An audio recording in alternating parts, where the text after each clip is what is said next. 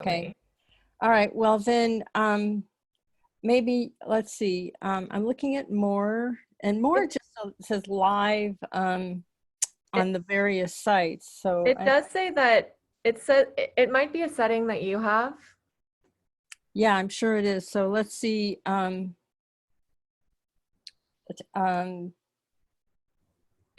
I'm looking for other. I'm using enhanced encryption. Yeah, if you have any suggestions on where some of these. Is there any, so if you click on my name, there should be 3 dots in the upper right-hand corner, Okay. maybe? Yeah, so where would I find your name? That's what I'm looking for. I don't know why your name disappeared again. Is it in participants, or is it, if maybe on the top right of your screen, you could click gallery view? Okay, I now have you, and I tell you what, I'll make you a host. Yeah, that's a good idea. How about that? And maybe that will, okay, should I make you a host or a co-host? You can make me a co-host, that's fine. Okay. Let me do that real quick. Make you a co-host. And for some reason, I'm trying to, every time I try to get your video on, that something comes over it. Very frustrating. This happened to me before, and see if there's some way to. So did you make me a co-host? I did. Okay. Oh, There okay. you There's go. my So video. how about that? That Great. helps. It's slow. Awesome. It's just very slow. But at Yeah. least it's there. Okay. And how are we doing on time? Oh, we have 6 minutes. So I am going to look at start here and put up the intro information. Okay. Slideshow. I thought there was a start. Let's see, not that. Maybe it is slideshow. Do you remember how to start a slideshow on Oh, PowerPoint? Oh, maybe it's up front. Maybe it's up top. Maybe. Oh, play from start. There we go. Okay, there we go. Let's see. Okay, so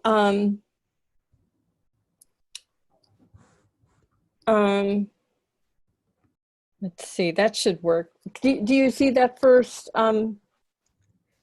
slide? no, I don't see anything. Oh I darn. think if you go to, so you're sharing, I don't think you're sharing your screen right now. Oh well, that's a problem. Okay, let me. So go down. It says share screen. You probably see it in Yeah. green. Okay, let me try that. Okay, Okay. and then And then it asks you which screen yeah, you want yeah. to share. And there So should be one there. this one, and then I'm gonna try slideshow again, and then play from start. How about now? Is that better? I don't see it still. Well, oh, I wonder if it's because I have 2 monitors up. I'm gonna remove one of the monitors. Let's Okay. see if that helps at all. How about now? Is that better? No. You click to share your screen, right? Yeah. This is why uh-oh. So then I lost, hang on. There you are. Okay, I'm gonna try and share screen again. We're good there.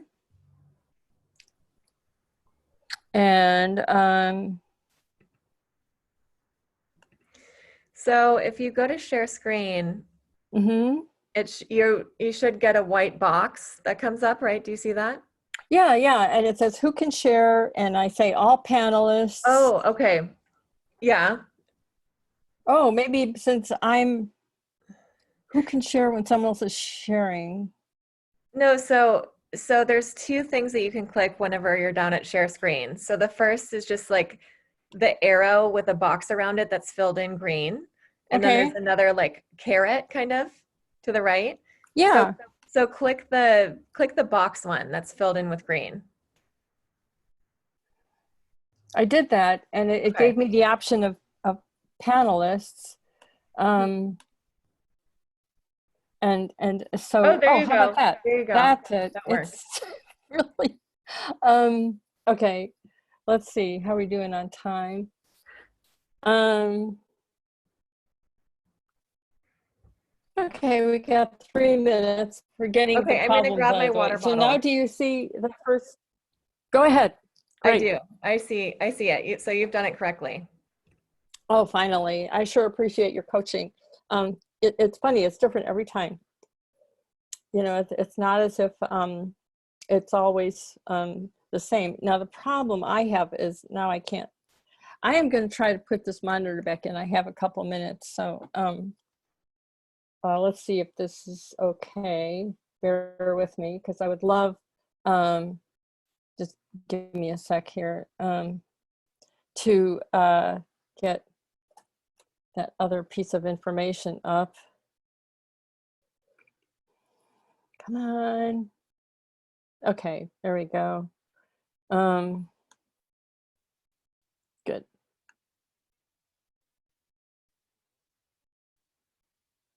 All right, and then this hopefully goes away, and this goes over here.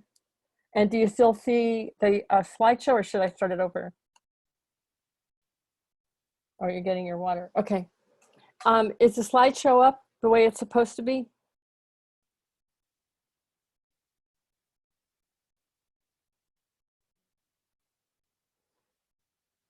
It didn't work the way I wanted it.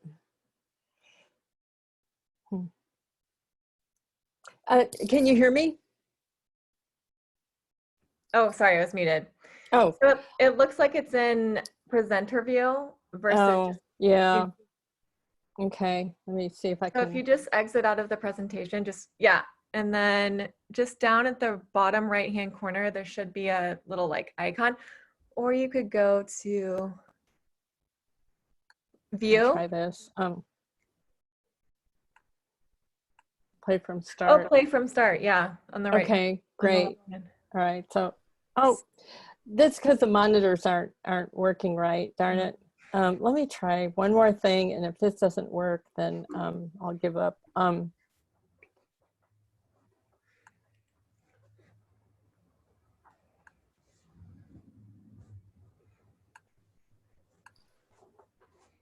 Nope, not going to work. Okay. It's 7 o'clock. We will start. And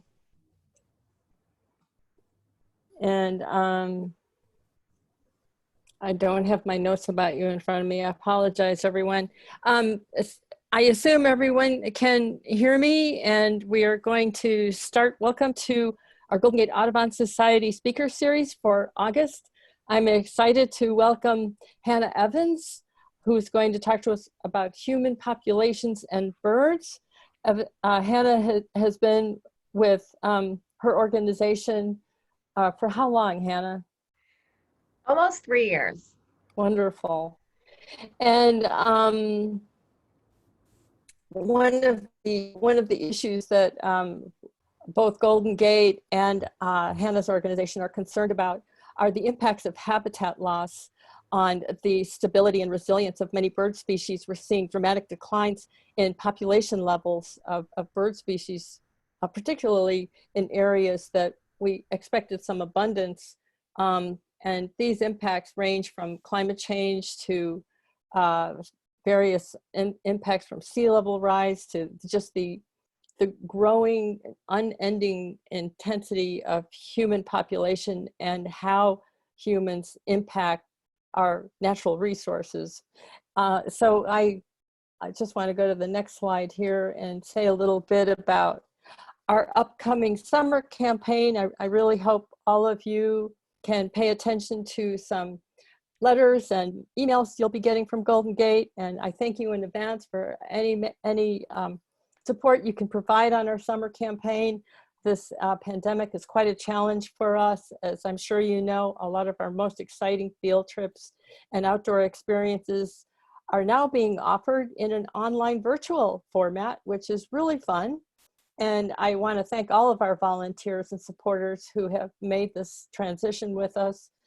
And please check out a lot of our new and exciting online classes.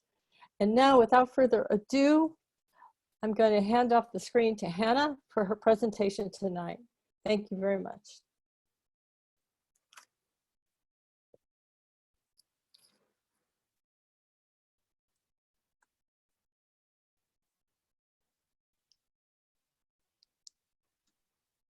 All right. Hi, everyone. Pam, are we good to go? Can you see my screen and everything? I can see your screen. I think we're good to go. Okay, great. Hi, everyone. Thank you so much for tuning in tonight. I'm really excited to be here, and thanks to Pam for organizing this. I think it should be a really interesting presentation. I'm from Population Connection, and I'm the communications manager there. And Population Connection is an environmental organization that also looks very heavily into issues of human rights and social justice. So I know the Audubon Society is very interested in looking at and conserving birds and bird habitats in their environments. So I think that it should be an interesting confluence to look at the influence of human activities, of human population growth, of climate change, and of something that's of course affecting us in affecting us all in very different but impactful ways, which is this COVID-19 pandemic. So I hope that even though this topic is a little bit tangential to bird populations specifically, I think that it's very, very relevant in understanding the full scope of what bird conservation will look like in the future, and advocating for sort of certain policies and certain ways forward in terms of economy and human design that will ultimately, hopefully, lead to a more sustainable future. So again, Population Connection is a US-based nonprofit, and we actually advocate for increased US funding for family planning programs internationally. And a lot of in addition to a lot of the advocacy work we do, we are also very invested in education and outreach, specifically surrounding global population growth and its connections to access to healthcare and environmental sustainability. And so again, we really focus as an organization on the links between population, access to comprehensive healthcare, in particular reproductive healthcare, and environmental sustainability. So as an environmental organization, we're really interested in understanding and educating the public about the different ways that population growth impacts the planet. And as a human rights-based organization, we're very focused in understanding some of the root causes of rapid population growth, but specifically within the context of human rights and reproductive autonomy. So we know that when women are able to make their own decisions about reproduction, that fertility rates naturally drop, more women end up going to school and obtain sustained employment, more women, children, and families are healthier overall, and society is able to advance. And just bear with me here, because this is kind of these are the sort of foundational tenets of our mission, but they have quite a lot of relevance to, I think, environmental conservation and to abating climate change. What we also use is a PHE, or a population health and environment approach to developmental solutions. And this, I think, is, again, very relevant in understanding and sort of implementing development and environment-based strategies that will be conducive to conservation. But this PHE approach means that we strive to educate about the very interconnected nature of environmental sustainability and public health. So often I think that, as environmentalists, whenever we're looking at the underlying issues surrounding things like human-induced environmental problems, such as habitat destruction or deforestation, they can be traced back ultimately to issues of poverty, of marginalization, of lack of access to public health or economic alternatives, or so on. And so by increasing access to resources like public health, like sanitation, like access to reproductive health care and education and economic opportunity, we can promote community-based environmental sustainability and conservation while also increasing the levels of overall health for humans, animals, and the environment. And this is based on the sort of notion that we're seeing, and that's materializing more and more, especially as a consequence of this pandemic, which is that the health of humanity is very much dependent on and interconnected to the health of the planet. And so a lot of what our organization focuses on is climate change, right? Because it's a very imminent issue that is going to impact all of us in different but very severe ways, especially if we don't take immediate action. So the planet's warmest years on record were from 2015 to 2019, and 2020 is no different. It's breaking records all over the place in terms of heat. So global warming beyond 1.5 degrees Celsius above pre-industrial levels will cause large-scale environmental damage. This is what scientists have been warning for a long time. But however, global anthropogenic emissions are not actually even expected to peak by 2030. Scientists estimate that climate impacts are actually hitting harder and earlier than assessments indicated even 10 years ago. And this is something that, again, we're seeing materialize even over the course of this last year. In the past few years in terms of extreme weather events and extreme heat this summer. So the global risks from climate change are increasing, and regardless of the trajectory of future emissions trends, the warming that has already resulted from emissions produced from the pre-industrial period to the present will continue for hundreds of thousands of years. So any actions taken to limit and prevent further warming should be carried out to the fullest extent possible. And this is just a map put forth recently by the IPCC looking at the global temperatures. And as you can see, there are many different places on the planet where the temperatures are increasing at a record pace. And this again is put forth by the IPCC, just looking at what the planet will look like in terms of warming with or without substantial mitigation. And of course, without substantial mitigation, we're going to see these cascading effects, which will be really difficult to control if it reaches a certain point. And of course, this is very influential, not only for human health, but also for bird populations, for ecosystem health, for the sustainability and the habitability of our planet. And so in a broader sense, many of the links between population growth and the environment are pretty well known. So worldwide, we as humans affect the planet in many different ways. We destroy wildlife habitats, causing species to go extinct. We change the chemistry of the oceans. We use resources at unsustainable rates. And as we're all well aware, we're contributing to climate change in many different ways. And many environmentalists are concerned about the continued growth of the human population for a variety of reasons, but largely because we understand that population growth correlates very linearly to increased resource use, consumption patterns, and environmental degradation in many cases. And in a macro context, this is proven to be very true. So if we look historically, we can see that fossil fuel production has increased in almost lockstep with population growth. And of course, habitat destruction is one of the main causes of declining bird populations in the United States and across the world, which, as you all know, are incredibly important for ecosystem health and ultimately the sustainability of our planet in terms of biodiversity and functioning of natural systems.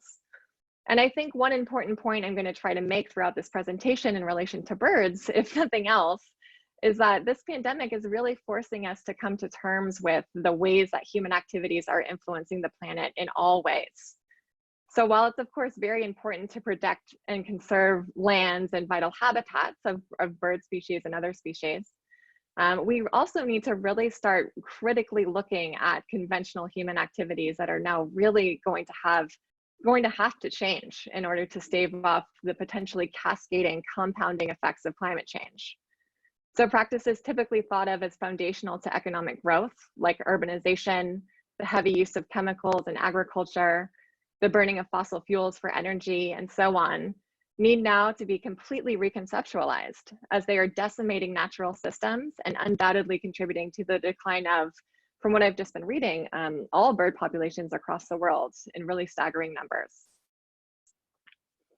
And so in terms of the global population, you can see here that the growth of the human population has increased substantially in relatively recent years, and this is of great concern.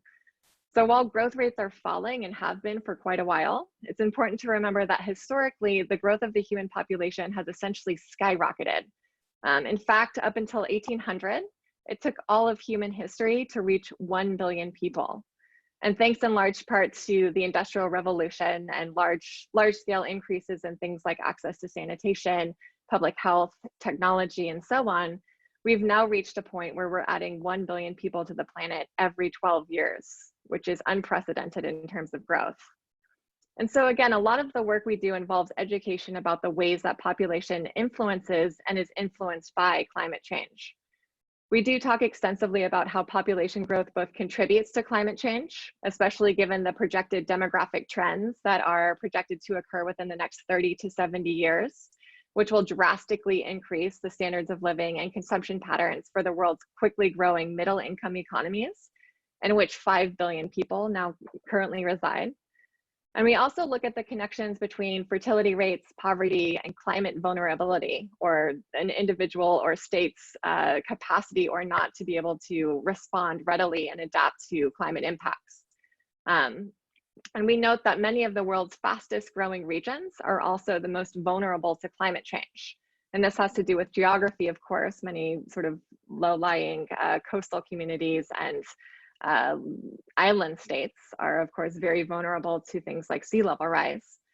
But also it's a measure of socioeconomic status, which in some cases is a measure of social, political, and economic marginalization, and which can be measured at all levels of society. And in terms of understanding the scope of human influence on the planet, it's important to remember that humans are consuming resources and creating pollution at rates that are entirely unsustainable, which means that we're essentially borrowing resources from future generations and from the future of the Earth, both of which will not be able to consume at levels even close to the average US citizen right now. So the Global Footprint Network has actually just come out with, I think they were just actually featured in the New York Times because August 22nd is a very important date. I'll go into that later if you're interested, but they've estimated that humanity now demands 60% of our planet, more of our planet than its ecosystems can renew. However, in order to maintain 85% of the world's biodiversity, human demand should only use half of what the planet can provide. So this means that current demand exceeds that goal by at least a factor of 3. And while there are many different contributors to environmental degradation and resource use, and while it's not evenly distributed throughout the world, the fact remains that one of the most important factors behind this growing imbalance is the continued growth of the human population. And so essentially, what we're trying to convey is that there are vital connections between population growth globally, access to resources such as education and healthcare, and climate mitigation and resilience strategies. So as an org, we do a lot of advocacy work to ensure access to reproductive healthcare for all populations around the world.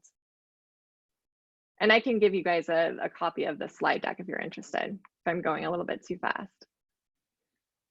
And so today's talk actually dovetails off of the sort of these foundations and the discussions we were just having, but focuses a little bit more on the ecological effects of population and climate change, and in particular, the increasing likelihood of zoonotic disease emergence. So if we were live, I'd ask you this all, and unfortunately, I'm not able to institute a poll today, but I would ask, is COVID-19 a zoonotic disease? And the answer, of course, is yes, which means that it was transferred to humans from a host. And so as we start off today, I want to talk first about the underlying causes of COVID-19, which is, of course, the most influential pandemic of our time because they are directly linked to population and also habitat destruction. So as we're all well aware, COVID-19 has become a global pandemic and is affecting all of us in ways that were previously, I think, difficult for many of us to imagine. But scientists have actually maintained that and been predicting this for a really long time. And they contend that this is not the only pandemic that we're going to experience in our lifetimes because of the ways that humans interact with the environment. And COVID-19 actually originated and it has an ecological origin in bat populations and was therefore transferred to humans from some direct or indirect interactions with bats. So yes, COVID-19 is the latest zoonotic disease, which means that it was transferred to humans via an animal, in this case, a bat.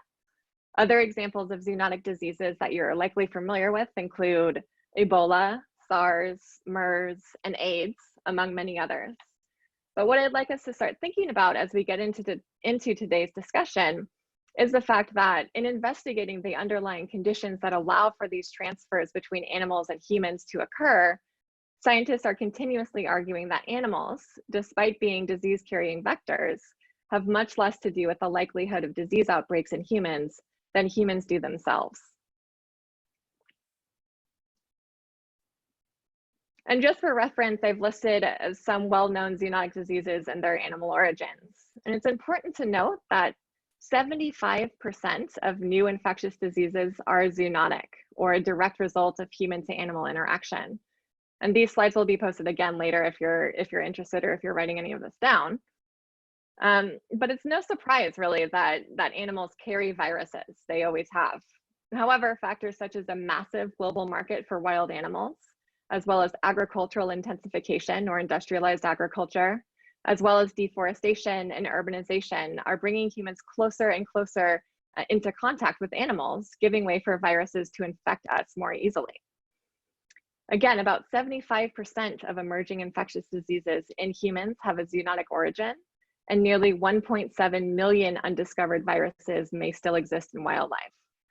And as researchers continue to search for those pathogens that will cause the next animal to human spillover, the world's likeliest hotspots have three things in common. One, lots of people, so high population density. Two, diverse plants and animals, so very biodiverse and ecologically dense, usually tropical regions. And three, rapid environmental changes brought about by climate change. So as we continue to move through this presentation, again, it's important to remember how relevant both population growth and climate change are in understanding and ultimately preventing the next outbreak. And so one of the ways we as humans are endangering ourselves is by encroaching further and further into native habitats of disease hosts like bats. So bats play a major role in sustaining ecosystem health, but they also act as some of the world's primary virus vessels. And in part, this has to do with their super strong immune systems.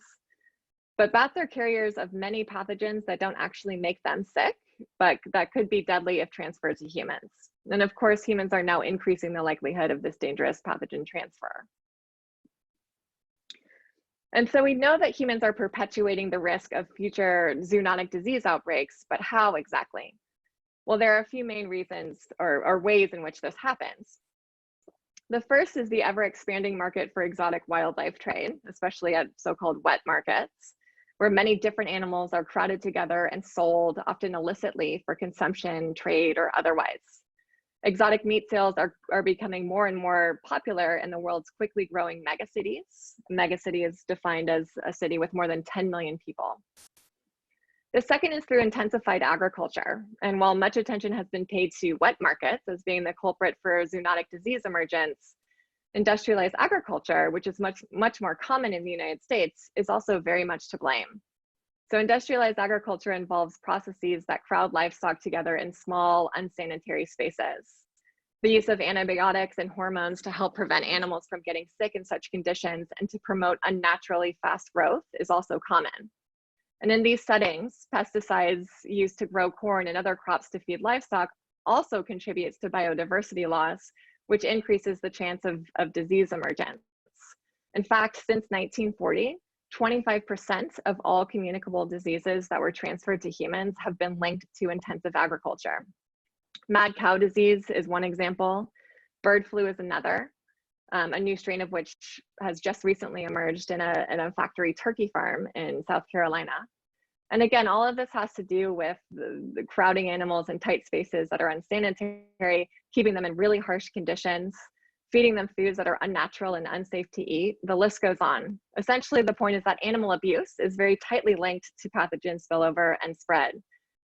And the third is through habitat destruction, which is directly correlated again with population growth, because as the world's population continues to grow, urban and rural developments will spread further and further into previously untouched habitats, disrupting ecosystems and destroying wildlife habitats. Over time, this reduces the number of predators, and without predators, the amount of rodents and other disease carriers increases substantially. And of course, while all of this is contributing to viral spillover, these three sort of occurrences are also very much to do with the decline in bird populations, habitat destruction, intensified agriculture, the use of pesticides, the consolidation of animals into tight quarters. All of it is interconnected and related. And so to help illustrate this, I'm going to take us through a few examples. So the first is Nipah virus, which can materialize as an acute respiratory disease in humans and animals. And it was discovered in 1998 in Malaysia and has since spread throughout Asia and was transferred to humans because of environmental change and agricultural intensification. So in this case, when rainforests were cleared and repurposed to produce cash crops and raise livestock, native fruit bat populations were forced from their natural habitat. It's believed that some fled to areas surrounding pig farms because of the presence of fruit and mango trees. And eventually the disease was transferred from bat feces and saliva to the pigs, and who then spread the virus to farm workers and industry workers. And again, the point here being that humans have engaged in habitat destruction and ecosystem disruption that has allowed for this interaction to take place and essentially caused this animal to human spillover. And of course, we're a population organization, so we're going to be talking about how the growth of the continued growth of the human population is worsening sort of all aspects of environmental sustainability and climate change. So scientists believe that animal to human interaction was only going to increase, and that would make a lot of sense considering how quickly our human population is growing. So again, the world population has increased from 1 billion people in 1800 to almost 8 billion today.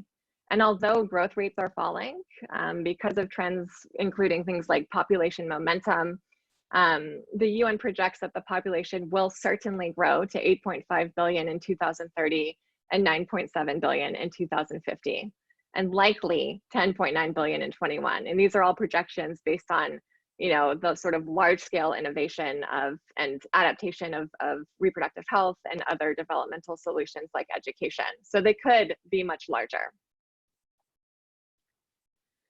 And ultimately, what we're going to have to contend with as humans is the fact that there are many different complex and interconnected challenges contributing to the likelihood of zoonotic disease transfer and the propensity for future pandemics. And in many ways, the very structure of our capitalist world economy as it has developed, at least since the Industrial Revolution, endangers us, as it has conventionally encouraged economies of scale types of production and consumption of fossil fuels that cause climate change, of commodities that fuel deforestation, of meats, all processes that threaten the health and well-being of humans and animals everywhere. And again, I want to help illustrate this by looking at an example, this time from the Brazilian Amazon, where deforestation is increasing substantially, contributing to biodiversity loss. So the rainforest has been opened recently, as recent as 2019, for loggers, ranchers, and miners in ways that have been unprecedented previously. And this has caused large-scale forest clearance, thereby creating the conditions necessary for really large wildfires. And even while restrictions have become less of an inhibitor recently, many believe that illegal logging and mining hasn't ever stopped, even during the COVID-19 lockdown. And this is obviously increasing environmental degradation and biodiversity loss, but it's also affecting indigenous populations who live in the Amazon rainforest, who would otherwise never be isolated enough never likely encounter the virus. And what's worse, smoke from wildfires increases the likelihood of dying from COVID-19, which of course attacks the respiratory system. And so this is being described by many as a genocide, as fragile native communities are being exposed to the virus through illegal means that they have no protections against. Many communities risk being wiped out almost completely. And Brazil has made a point to combat this, to deploy armed forces and to stop deforestation and fires, but many are skeptical of the plan's effectiveness in the long term. And at the same time, the Brazilian president, Jair Bolsonaro, has continued to weaken or eliminate environmental regulations and the institutions enforcing them. The president and his administration are also creating laws that would allow for the ownership of illegally deforested lands occupied before 2018, which is effectively promoting continued invasion into the Amazon region. So as a consequence, deforestation is increasing in much of the Amazon's public areas that are not officially protected or marked as indigenous land. Unprotected forests accounted for 46% of registered deforestation in just the first quarter of 2020 alone, which is an increase of 30% from 2019. So this problem is escalating quickly and could be devastating for the rainforests and the animals, both human and non-human, who inhabit it. And so deforestation, in particular in the Amazon, which is the world's largest rainforest, is also a major contributor to climate change because forests store and soak up large amounts of CO2 from the atmosphere as they grow. When forests are cleared, the carbon that was once stored in the trees and in the soil is released into the atmosphere in the form of CO2, which is one of the primary greenhouse gases accelerating climate change.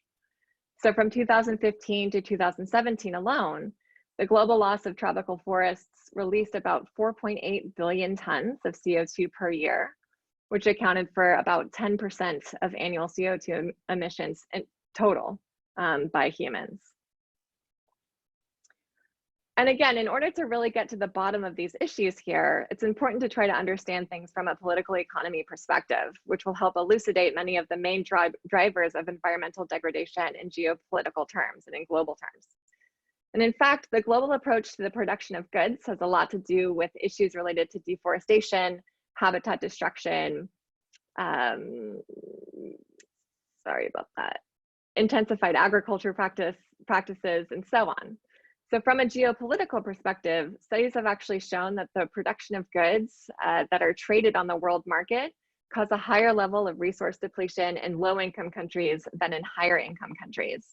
And this is largely because the production of cash crops, or crops that are produced for commercial sale rather than personal consumption, typically involves deforestation and causes biodiversity loss, as large swaths of forests are cleared to make way for large-scale production of a single crop, as is pictured here on the slide.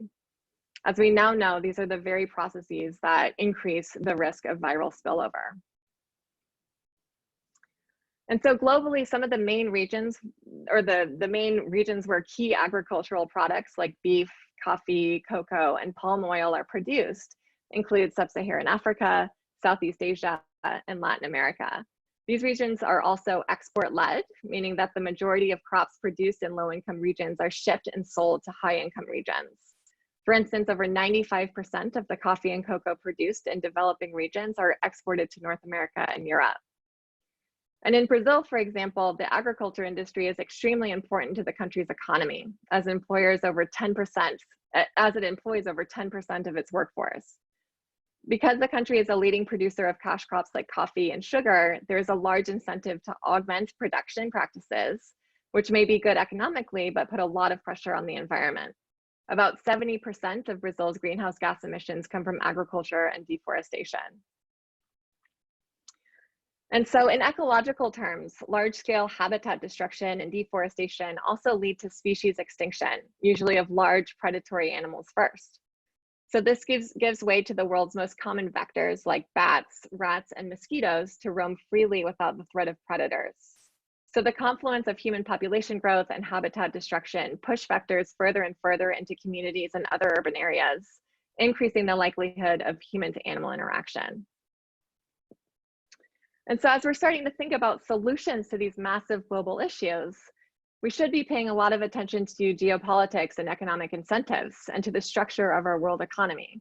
Deforestation is driven largely by economic demands, but conventional practices and economies of scale types of techniques are increasing the risk of future pandemics and contributing to climate change.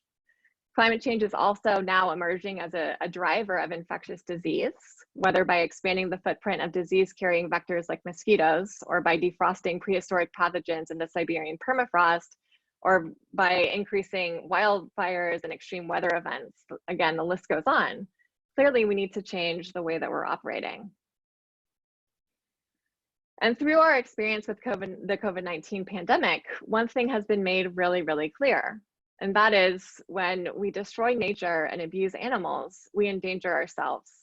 So there's a really critical relationship between a healthy environment and healthy people, and how human activities often undermine the long-term health and ability of ecosystems to support human well-being. And of course, these issues are incredibly complex and difficult to even fathom, much less develop solutions for.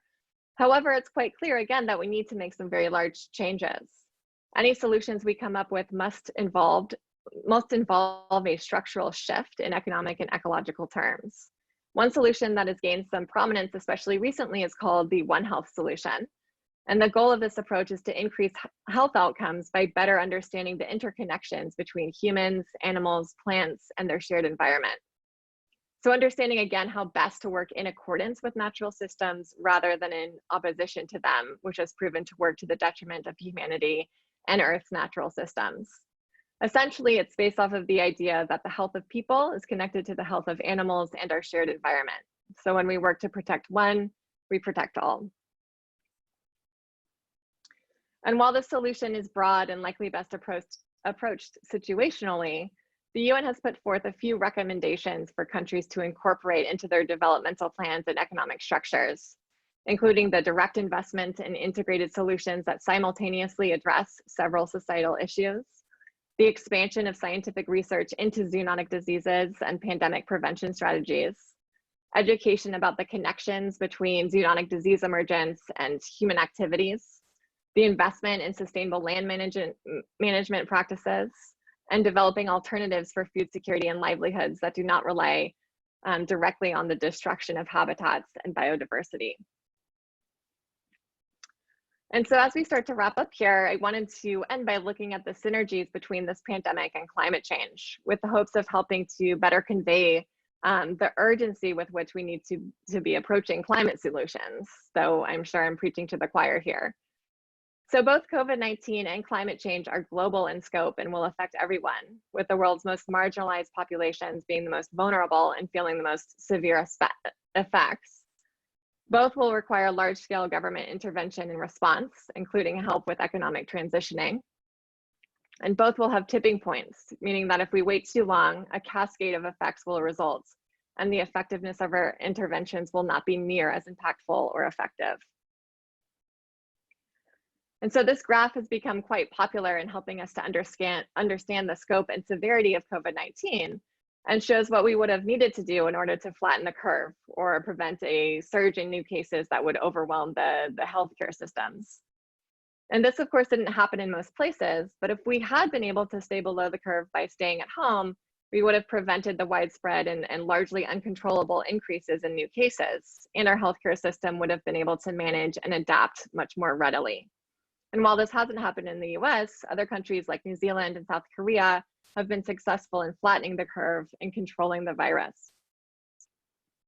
And similarly, I think it would be helpful to view the potential effects of climate change in terms of our capacity to limit and prevent future temperature increases. And this graph is by no means perfect, as it's meant to be more as a metaphorical representation of the potential dangers associated with resisting climate action. So if we continue business as usual and emit unsustainable amounts of greenhouse gases into the atmosphere, we will reach a tipping point and be unable to stop the compounding climate effects that will only worsen.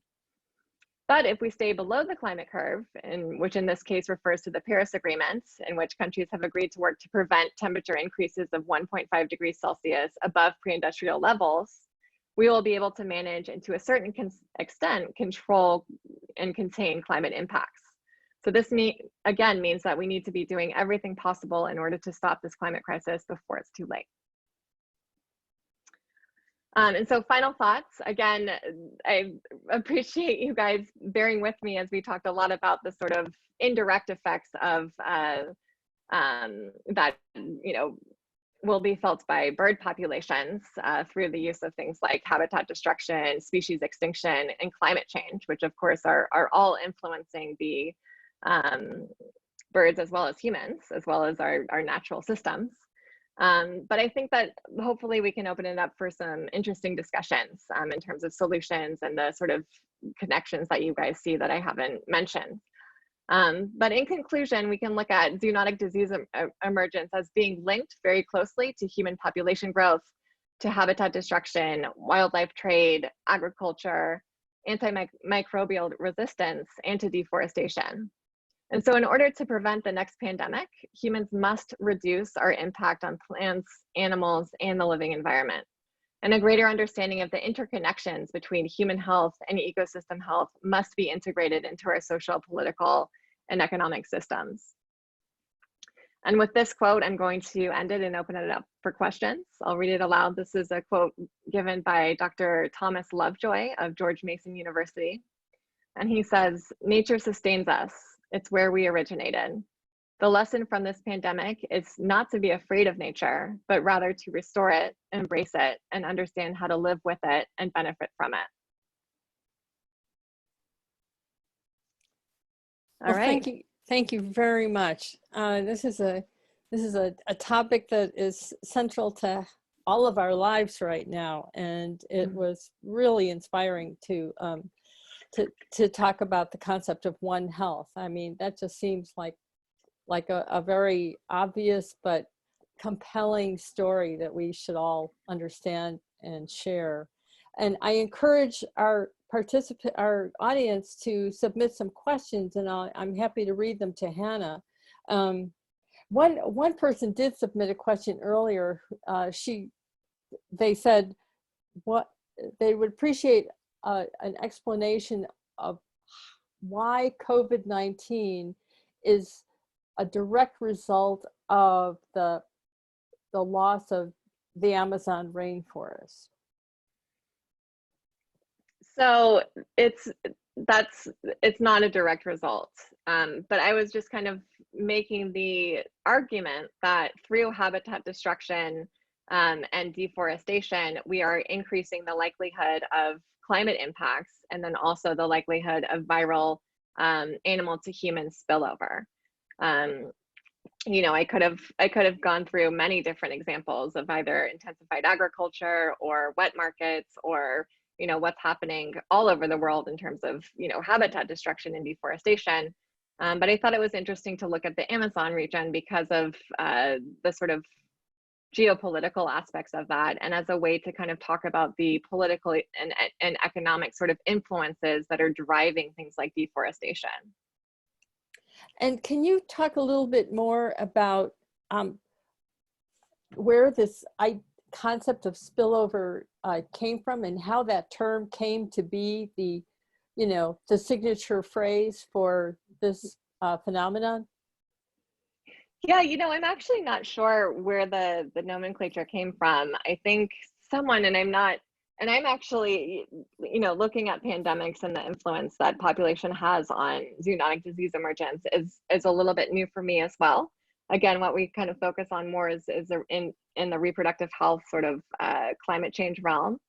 But it was, you know, put forth by some planetary health scientists to look at the sort of propensities of animal to human pathogen spillover or transfer as another.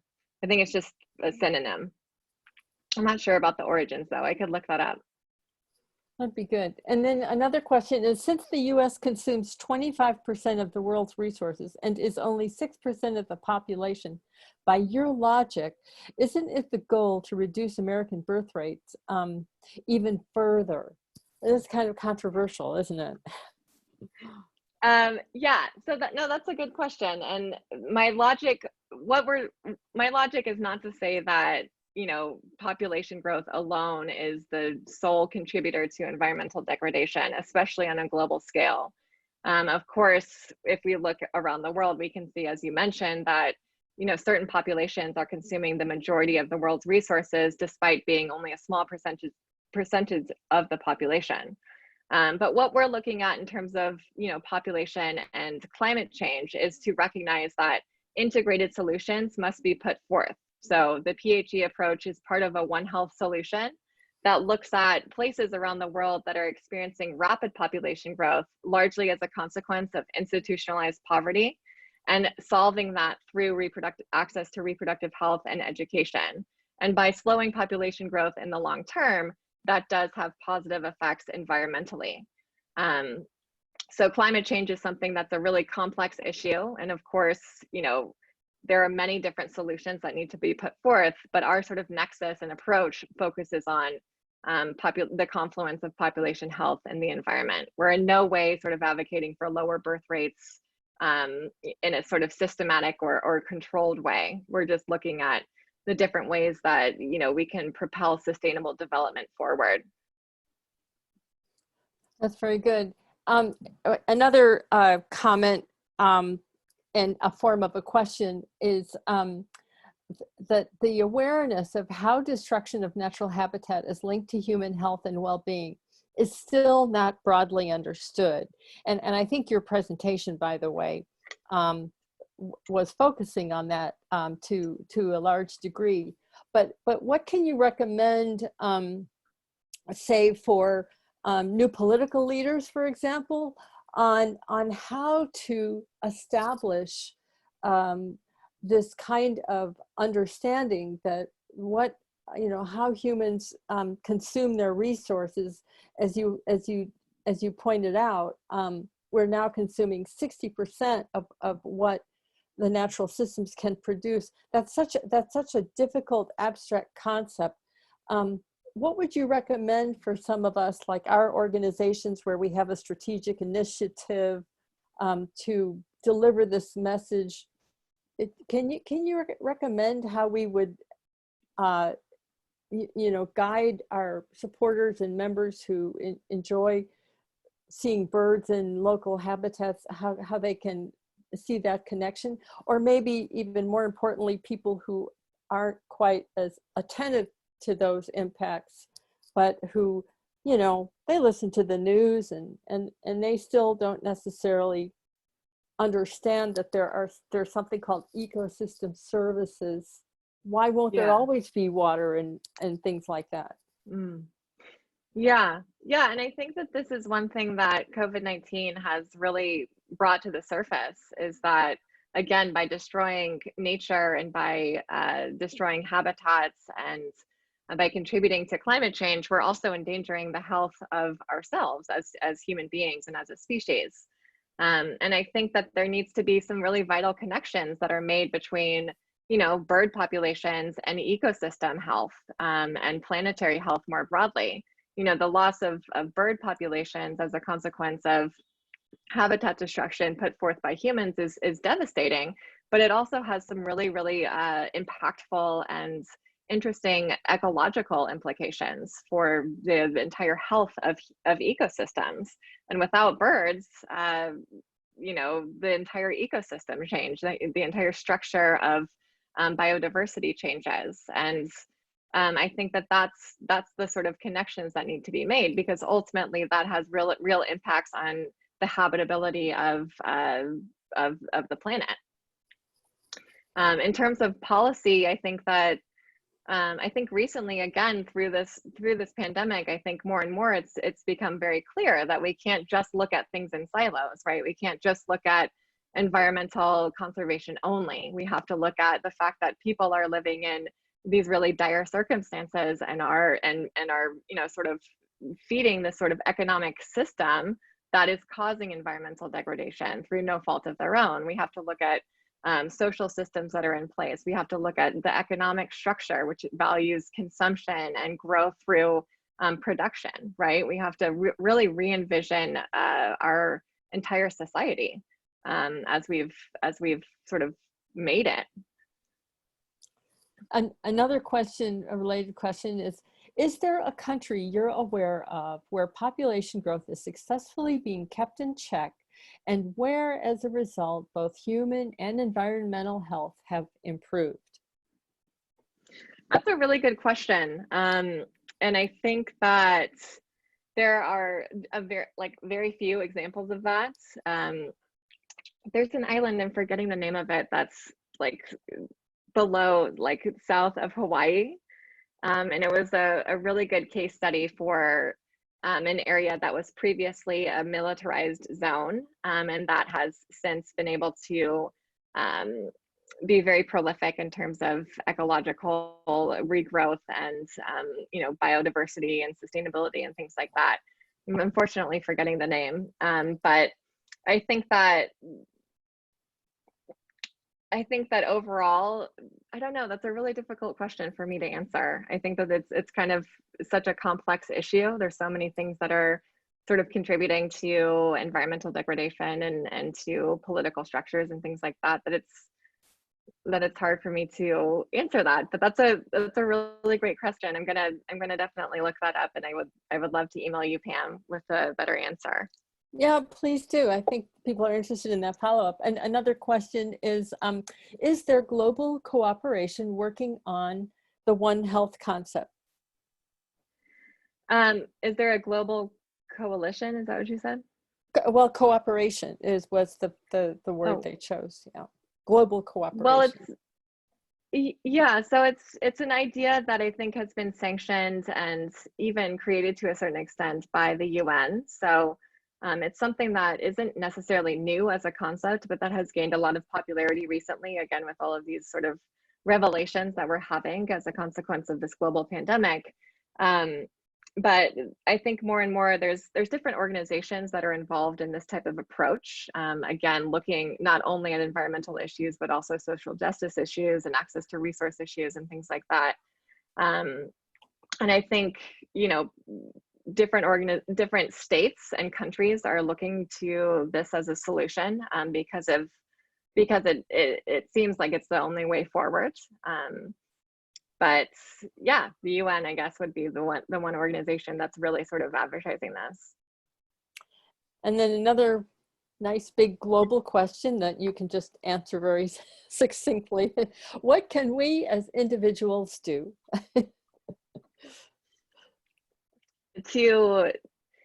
As individuals, I think, well, gosh, there's a lot that we can do. It's hard to answer that succinctly. But I think that we need to be really conscious about the way we're consuming. I think we need to really educate ourselves about the connections between, population growth, for example, environmental structures, economic structures, and everything, really. We need to understand the sort of histories of colonization and political structures that are influencing consumption habits and things like that. In the United States, I guess, I think it's really important to advocate for policies that are going to, put the environment at the center, but recognizing also that social justice is very much a part of achieving climate justice and environmental health. Yes, I agree. I do see some awareness now on the environmental sites that various forms of justice and equity must all be in the conversation for the kind of support and restoration that we want to be part of. For, like you say, for protecting habitat, but also so that some of our communities and neighbors aren't so overburdened with very serious contaminants and loss of ecosystem services. And you can't just turn your back on a problem that has a much larger effect. And that's what's so good about the presentation, Hannah. I really appreciate it, that to talk about something in the Amazon, the damage there, we all know that, and you've heard this, all of us, that the Amazon is like the lungs of the planet. So I thought that was actually a good topic to discuss. Because now they're choking just like we are here in the Bay Area from smoke. It's pretty tough. So I think we have a couple more questions and then we'll probably close. Let me ask a couple more questions that just came in. One person said maybe education could start with industrial food production that involves animal abuse and promotes pandemic spread by animals to humans. And that is an important story that I think you're helping us understand. That was more of a comment than a question. Another comment was, the most surprising fact in your presentation was that 75% of major pandemics resulted essentially from animal abuse caused by humans. That is pretty, yeah, that is pretty compelling. And then here's another question: maybe I'll say, are plant-based burgers a solution to reducing the meat beef consumption? That's a loaded question. It's a good question. And yeah, just speaking to the comments quickly, I think, yes, education is such a big component as well. Just making sure that everybody understands these really large, complex issues that are interconnected, right? And just ultimately making the connection between different issues, I think is one major sort of revelation that we can take away from this recent pandemic. I think that the way in the United States that we're producing agriculture has been a problem for a really long time, and I'm glad that it's, you know, gaining a little bit more prominence now. But it's something that it needs to change. And in terms of plant-based solutions, it totally depends on the way that it's produced. I think that you know, it's whenever we're talking about these like large economic shifts and things, we're ultimately talking about looking at things in a more in terms more of like bioregionalism, looking at the surrounding ecosystem and sort of building infrastructures around that, working in accordance with already existing surrounding environments. So the answer to that in terms of food and agriculture would be to localize food systems and to have things be grown to whatever capacity possible, and as local as the context as possible. So things that have come out recently, like the plant-based burgers and the, what is it called, Beyond Meat. I've had those, they're actually really good. They taste a lot like meat, but you know, where are they coming from, I guess, is the ultimate question. And where are they being produced? And are they being produced on a mass scale? And, you know, how sustainable are they really? I think that, yeah, definitely in terms of the environment, they're a better alternative, but I think it's one step in the right direction. It's not the solution. And another interesting question that's probably hard to answer, but here's the question: how do we handle the issue of faith-based folks who still believe we must keep growing the human population? Well, and so in terms of faith-based folks, I'm assuming that means lack of, like, just the disbelief in or the ideological opposition to contraceptives and to family planning services. Well, I think that in terms of, you know, population projections, like I was saying, the growth of the human population to up till 2050 is pretty much certain, even if everybody right now were to completely change their fertility rates and, you know, completely, you know, adapt to birth control and family planning services. Because of population momentum, the population will grow to 9.2 or 9.7 billion people by 2050. And a lot of the growth that is projected to occur up until 2100 will also take place, largely because the fastest growing regions are just now becoming of replacement, or of shoot, I'm forgetting the term. They're coming into the reproductive years. So there's a large likelihood that all of this will happen. But after 2100, and even before then, recent projections are coming out kind of making different conclusions, but the growth of the human population will peak and start to decline. As you saw on the last slide that I was looking at, that looked at the growth of the human population and the growth rates have been going down in a global context for a really, really long time. So the human population is not going to grow indefinitely. There's going to be an end to it. So that's one part of it. And then another part of it, I think, is to recognize that there are many different examples of places that have implemented access to contraceptives and birth control measures at the state level, including things like religious leaders and massive PR campaigns and things like that, that have reduced successfully their birth rates of their countries. uh, even in really like sort of fundamentalists and religious settings. So Iran is a really good example of that. So in 1993, they implemented this campaign, which allowed for free access to contraceptives and, again, like a lot of education and PR campaigns surrounding the importance of family planning. And as a consequence, they were able to reduce their fertility rate from like one of the highest in the world, from 7 children per woman, to well below replacement fertility, which is 1.7 now. And of course, this is a really fundamentalist, religious country. So I think that, you know, if there's a will, there's a way in terms of increasing access to contraceptives, and it has to be very much about sustainable development. Iran was facing a lot of sort of economic challenges as a consequence of their population growing too quickly. And now, of course, they've reversed all of their policies and disallowed access to contraceptives because they're trying to increase their population. But yes, it is possible. Sorry, that was a very long-winded answer. No, but that's really interesting. I actually didn't know that about Iran. That's good. If Iran can make that happen, then I'm actually very encouraged. And here are two more questions. The first one is, the pandemic, or it's a comment, the pandemic has brought back small scale production, food production. An example of that is the rise of King Arthur Baking Company. And I don't know where that company is based. It might even be, I'm not sure here, but that was a comment. And here's a request. Where can this viewer find your presentation and slides for their students? Really great presentation. So we have a request there. And how would they get that?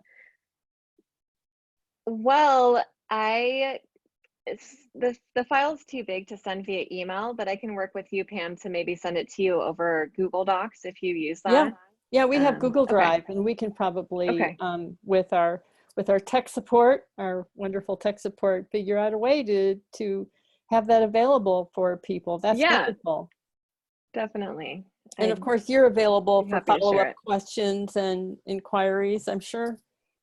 Yes, definitely. If you have any other questions or would like to get into contact, you can email either address, but the one with my name on it is my direct email. So hannah@popconnect.org.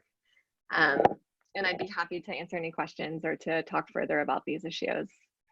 And I'm going to ask you to answer one last question. It's a pretty good question. I get to, you know, here it is. We might be out of time, but what economic models are you and Population Connections seeing most frequently for best future green economies?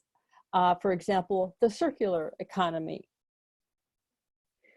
That's a really good question, and something that I would have to get back to you about. I know that there are several really great examples of countries that are innovating and, you know, adapting to green technologies. I think Germany is one really good example, and there are a few in Scandinavia. I think that the entire EU has pledged to go like in completely hydrothermal. Is that true? I think that the EU is doing a really good job in terms of actually adapting to green technologies. But in terms of economic structure and sort of supply and demand and economies of scale, I haven't really seen anything that has,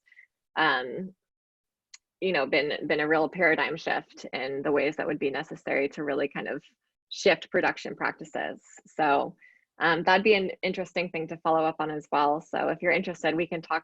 Whoever said that or asked that question, we can talk about that via email. I'd be happy to do some research and talk with you further about that.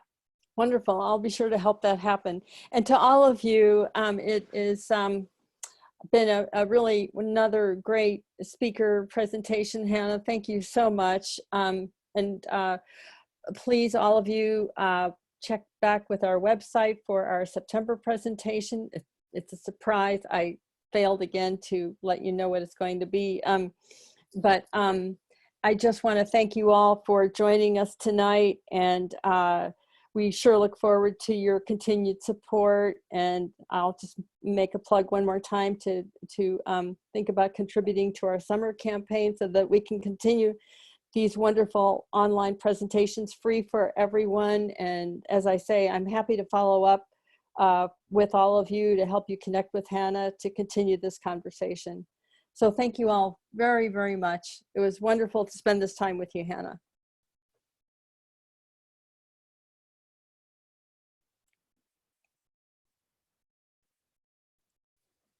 Okay, bye-bye.